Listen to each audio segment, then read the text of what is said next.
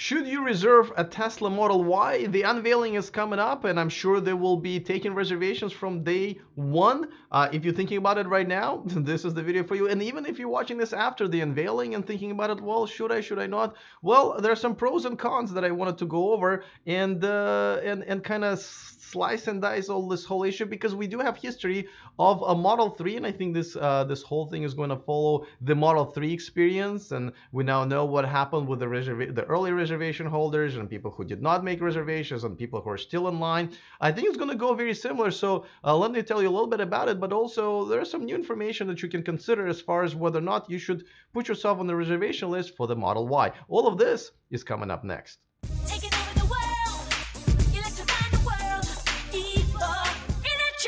Welcome to E4 Electric, your #1 source of unbiased electric car news. Go ahead and click on that subscribe button so you don't miss any of that moving forward, and of course become a part of this amazing community. Boom. It's in red, it says subscribe, it's free, so what are you waiting for? There's just really no drawbacks if you ask me. All right, okay, so let's move on with the Model Y. This is one of the two pictures that we know that we've seen released from Tesla.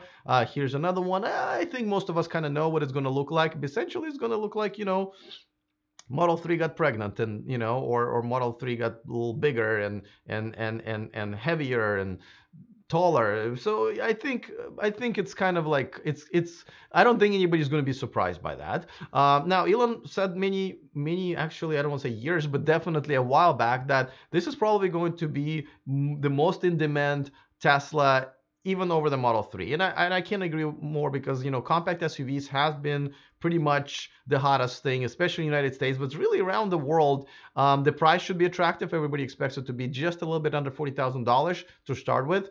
Obviously, that's not going to be on sale for that price from the very beginning. But then, you know, nevertheless, that's the target price, the base price that people are expecting.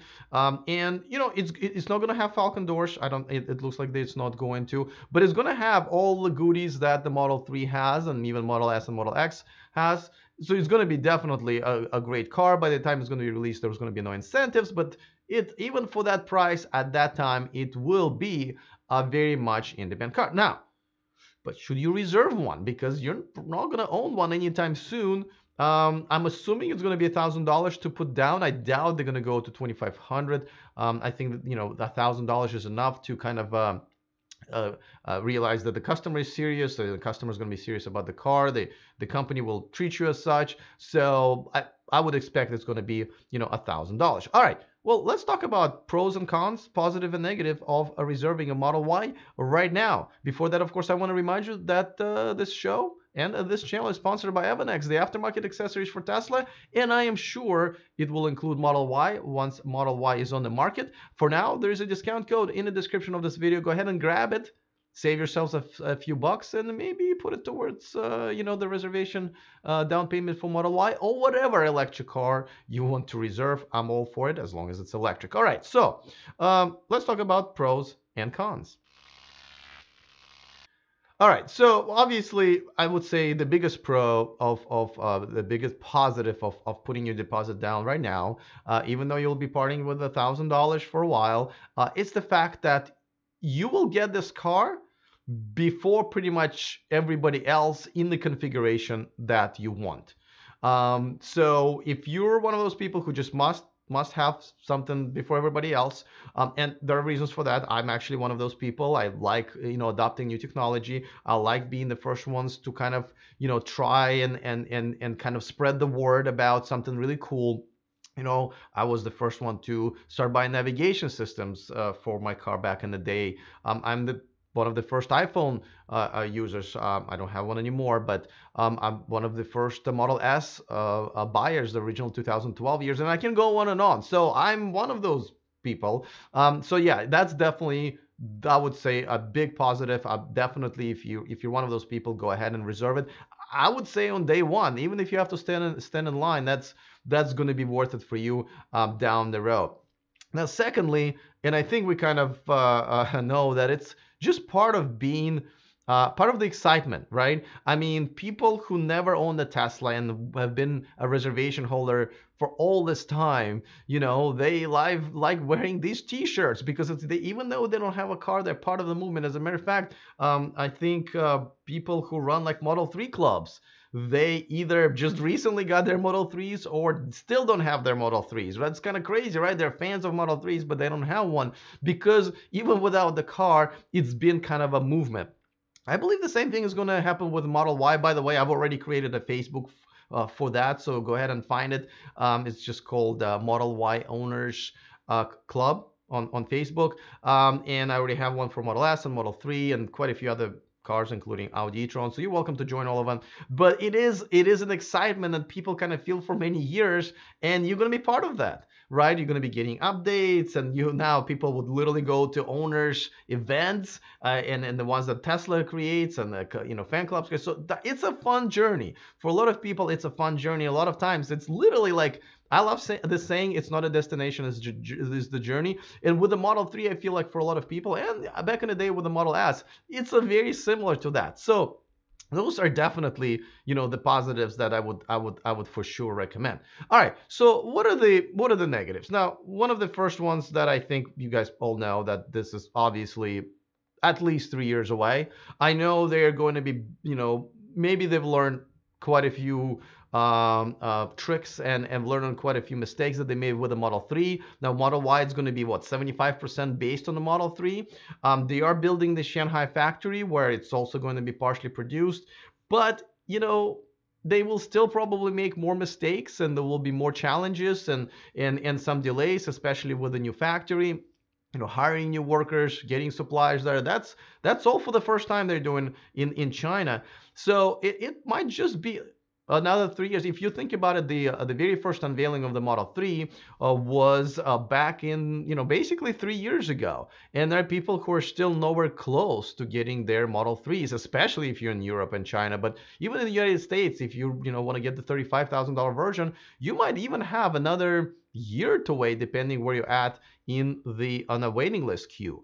So this is something to consider, that you may not get this car for many years, and by then maybe your needs will change, maybe your salary and income will change. Quite a few other things can obviously change for you, and this is something to consider. On top of that, in the space of compact SUVs, there are other choices right now. As a matter of fact, you can get a Kona EV or a Niro EV pretty much right now at the very similar price that the starting Model Y, actually probably cheaper than that because of all of the incentives, so that you can get Niro and Kona under $30,000, starting under $30,000. And that's a great car as well. It won't have the self-driving capabilities, but neither would the Model Y, stripped down Model Y, just like the Model 3 doesn't.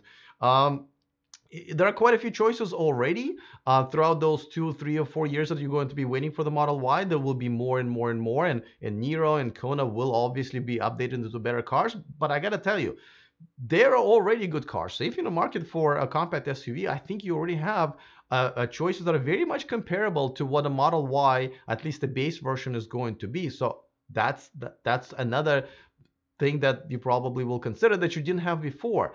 Another thing, obviously, is that, as we know, with the Model 3 Q, just getting in line doesn't mean you'll be getting your car in the order that you got in line. As a matter of fact, almost that has nothing to do with when you're going to be getting it. As a matter of fact, I remember I've heard the fact, and I think it actually came directly from Tesla, that 75% of Model 3 people who bought a Model 3 in 2018 were never on the reservation list. It's just people who came in from the outside and said, hey, I'm ready to buy one. And because everybody else on the reservation list was holding, on for a cheaper version, people got in and got it before everybody else. I wasn't one of the first people on the Model S reservation list, yet I was one of the first ones to get it because I decided, okay, I'm ready to buy one with all of the options from the very beginning, and that's what I did. You know, so that doesn't mean you're going to be the first one in line if you're the first one to reserve it. It's really going to depend on even on your location. You could be ready to buy, but if you're not in California or even not in the United States, you're going to wait longer. So that's something that's something to consider as well. And of course, and this is something that I believe not only we've learned, you know, after the first Model S and Model X and Model 3 came out, if you're going to be first adopters of anything, and I don't care if it's their fifth model now, they will have issues. Okay, just like what Model 3 owners found out, there will be issues. You'll have to go and get them repaired. The parts going to be hard to come by, and you will have to deal with it. And of course, the price adjustments. You know, Tesla many times now have adjusted the price, and essentially a lot of first adopters felt screwed by Tesla many times now, and it's been many controversies where they either had to give refund or not. Lately, they just told everybody they're not going to do refunds for the first adopters of the full self-driving features, for example. And this is something you're going to have to live with as well. You can buy in the Model Y, one of the first ones, and then realize that you know, only a few months later, your neighbor can buy exactly the same one for thousands of dollars less, and then you're going to have to decide whether or not it's worth it for you. So that's my list. And again, I am not advocating one way or another. To me, $1,000 may be worth it just to be in line. I myself am not going to do it because I'm just not in the market for a compact SUV, and I don't think I ever will. I'm more of a four-door sedan, big kind of a tank, or at least mid-size type of a guy. But if you are, and if you think your salary and needs and wants and so forth won't change, then you know, $1,000 may just not be that much in a bigger grand of schemes, especially if you are especially if you're well off and can afford it. So let me know in the comment section. Are you planning on putting yourself on the reservation list? If yes, let me know why. If not, let me know why not. Definitely looking forward to both types of answers. By the way, I want to give a quick shout out to one of my newer Patreons, Brandon Reed. Thank you so much for becoming a Patreon. This is the only place where you can watch me live. All these videos, you get to watch them pretty much as I'm making them. We have a live chat. We have extra segments that I only do for my Patreons. So thank you to all of my Patreons for supporting and contributing to this independent channel. Without you guys, it would either be really, really that much harder to do or even not possible to do. It's my full-time job now. So thank you so much. If you want to join my Patreon community, all you have to do is go to the description of this video. There's a link to patreon.com/e4electric, and you can become part of my Patreon community and support this channel. And thank you so much if you are just about to do that. All right. Hopefully this video was helpful. Let me know in the comment section which way you're leaning, which way you're actually maybe already made reservations by the time you watch this video. Let me know. Other than that, see you next time, and remember to stay charged.